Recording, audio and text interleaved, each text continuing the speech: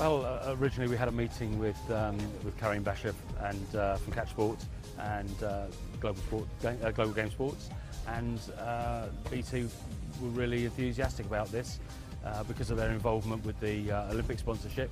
It seemed a great idea to test this initiative to get young people playing some Olympic sports that probably they've never come into contact with before. It's been really brilliant. Lots of kids getting involved and everyone seems to have really enjoyed it. Yeah, it's been a really great day. Not as many schools as we'd like to currently do it, increasingly more are, but for now it's really good for kids to get a taste of it, see if they enjoy it, and if they aren't, we can put them in the right direction of a club.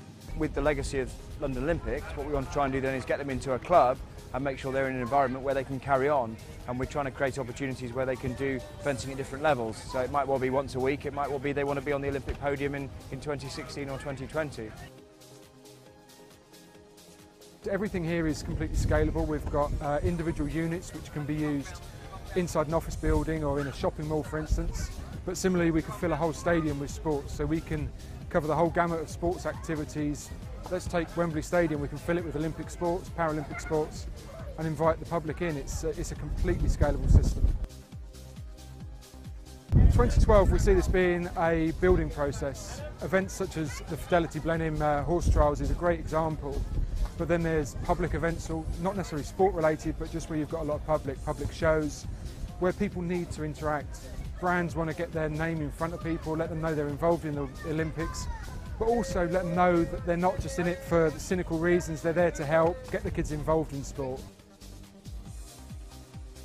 This is where we're going to find the fencers for 2016, 2020 and beyond for those Olympic Games. So legacy is almost central to what we're doing here because it's delivering a participation element that you wouldn't necessarily get elsewhere. You know, we've had a lot of guests here today who have had no idea what eventing was about at all and have been completely